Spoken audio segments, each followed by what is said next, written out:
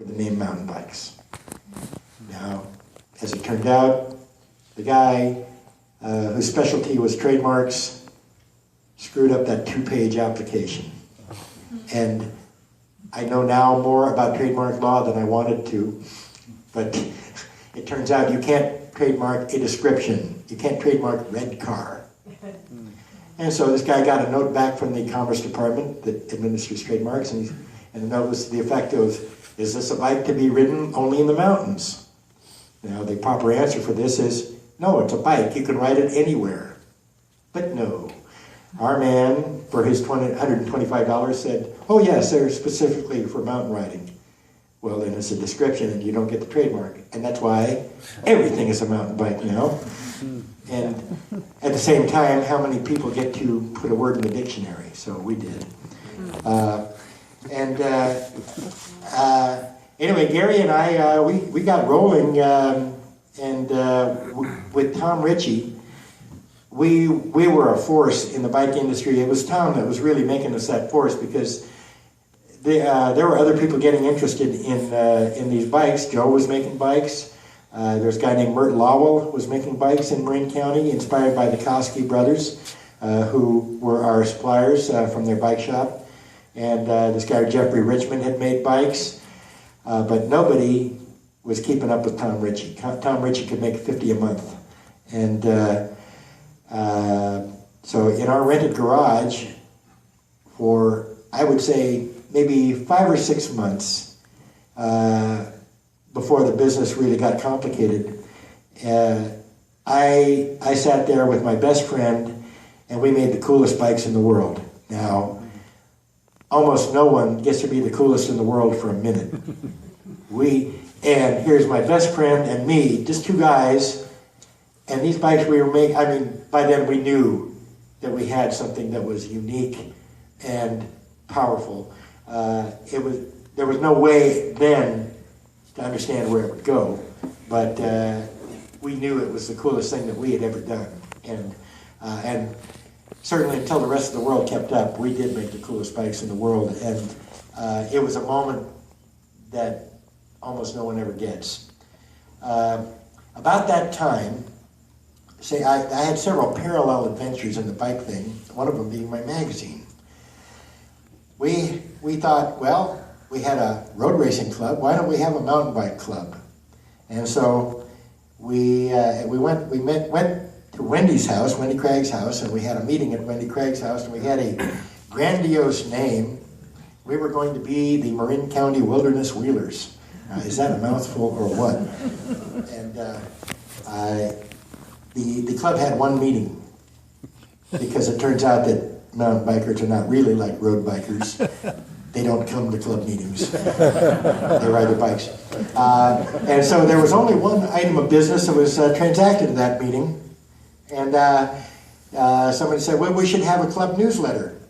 And my then girlfriend, Denise Carmagno, came up with the name. She said, the Fat Tire Flyer.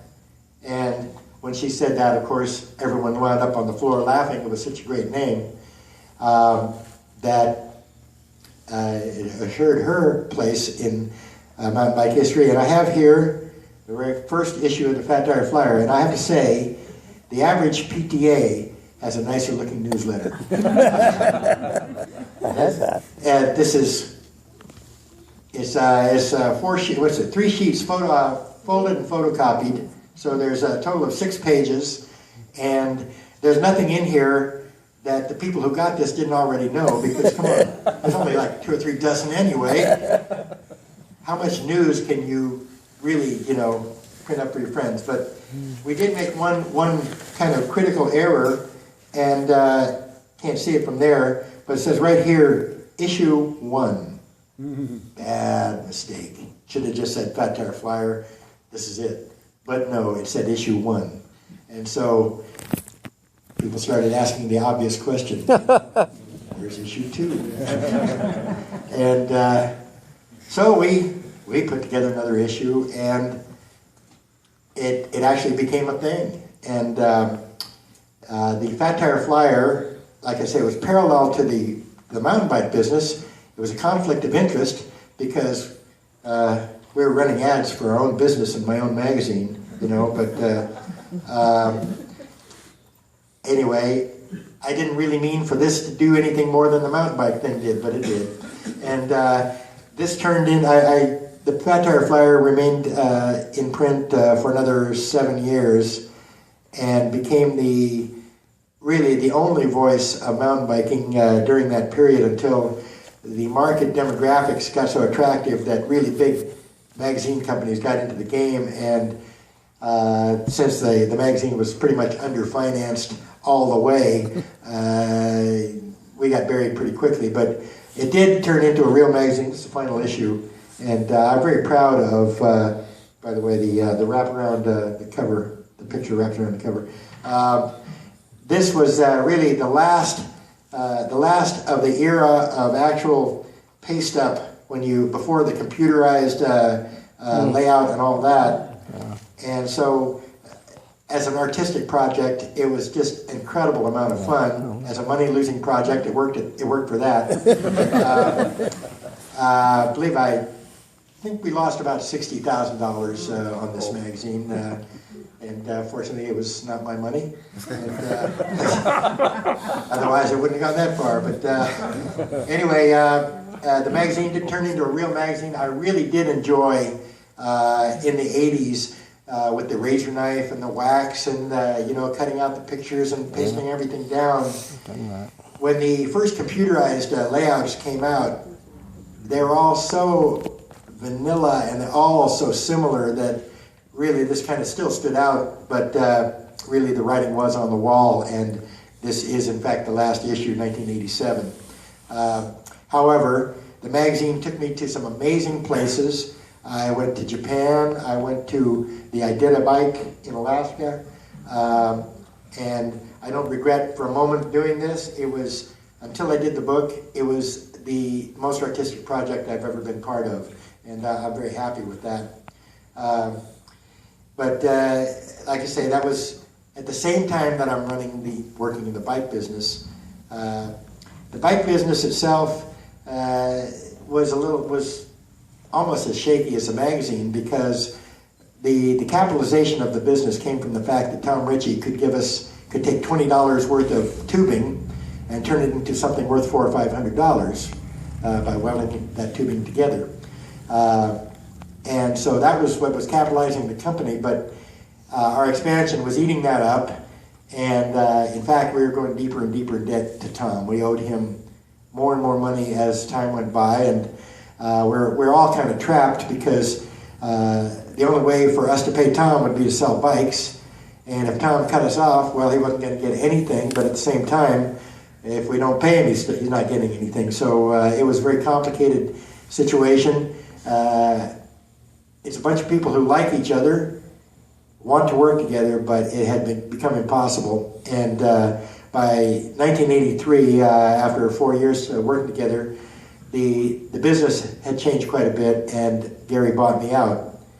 In 1981, there was a small company that we bought tires from called Specialized. Little company. They sold tires to us. And the owner said, "Gosh, guys, I really admire those bikes. Could you sell me a few of those bikes, wholesale, please?" And, well, he was a big supplier. We didn't want to anger him. And we had some, what we would consider factory seconds. And that was how we unloaded them. We sold them to Specialized. Well, those bikes went directly to Japan and came back in the form of the first stump jumper. And from the stump jumper and the Univega both introduced a version of that bike around the same time, which would be 82, late 82. By 84, every major bike company they just knocked off the Ritchie. They didn't do any R&D. Every bike looked just like the ones we were making. And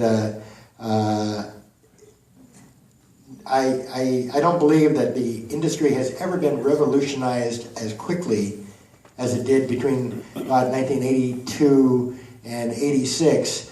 By 87, mountain bikes were outselling every other kind of bike.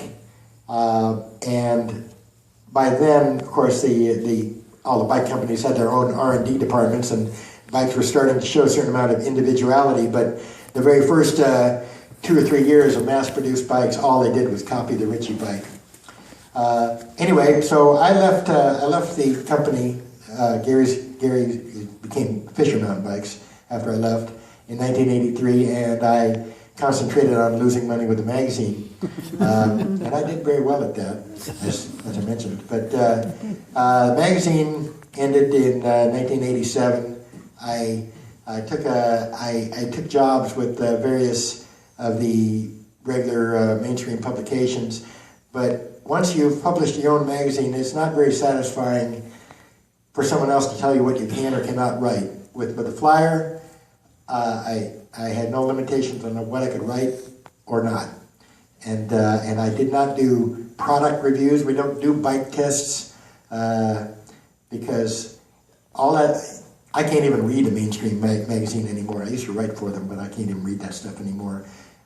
This is everything that those people were not. I had one other significant contribution, and that took place in 1983. By 1983, there had been a number of mountain bike races taking place all over California. And it had become obvious, the reason I quit promoting the repack downhill in 1979 when a rider got injured, and he sued the TV station that had been filming the event. And I realized that my exposure was unlimited, really, because I'm putting on a very dangerous event. I didn't require helmets or anything like that, and now people that I didn't know were getting hurt in it, and I just saw the writing on the wall, and I quit promoting races. But by 1983, racing was really gaining ground in California, and so a number of the people who promoted those races decided that it was time to put together an organization primarily so we could insure ourselves. I mean, that was the real reason, is because we're all concerned with the liability of the dangerous sport, and so with almost no reason other than the insurance aspect, we put together the National Off-Road Bicycle Association, NORBA, known as NORBA now. And because we had already seen the road racing rules, I got the honor of writing the rules for mountain bike racing. And let's see, I'm trying to remember, there are 3 rules. Must wear shoes, must wear a helmet, nothing else required, but might be a good idea. But anyway, and you got to ride the same bike, the distance. That was the rules, and made them pretty easy to enforce. And we also felt that by requiring the rider to complete the course on the same bike, we would help find out what it was, improve the machinery by requiring the bikes to go the distance. As you all know, a Tour de France racer is followed by a car full of mechanics and bikes. And that's not the experience. You go out on your road bike, your Colnago or your Mossy or your expensive road bike, I guess it's Cervelo now, but anyway, that bike is made for a rider followed by a mechanic. You are not followed by a mechanic on your road ride. And there's not a carload of spares. Anyway, by requiring the bikes to go the distance, we felt that we were going to help improve the equipment, and I believe that did take place. By the end of the 90s, or by the end of the 80s, I hate to use that cliche, but my work was done.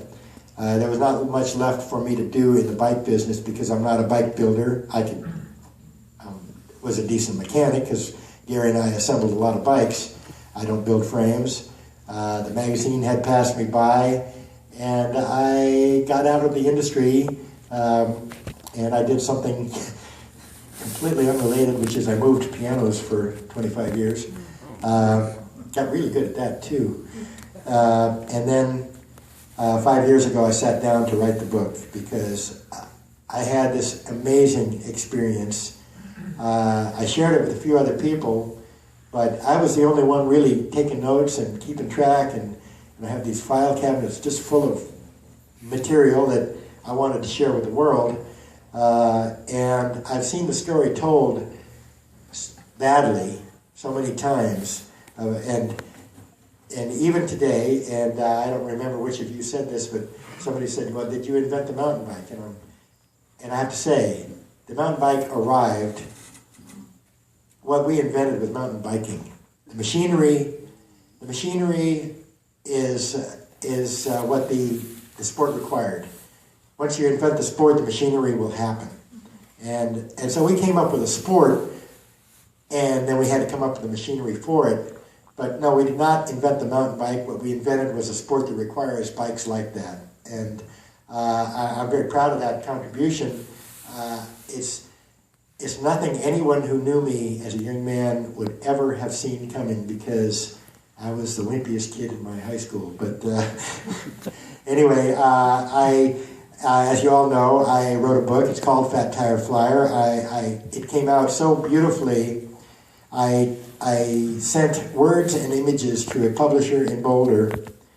And most of the time when you put your art in someone else's hands, you're not happy with it when it comes back. But these guys, my publisher, they improved it by a quantum degree. It's amazing how much better they made my work, and I'm very, very proud of my book, also called Fat Tire Flyer.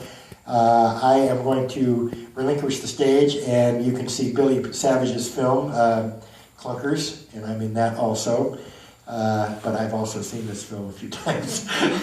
So I will take questions after the film, and if you want to purchase a copy of my book, I will certainly sign it for you in the lobby. Thank you very much for your time.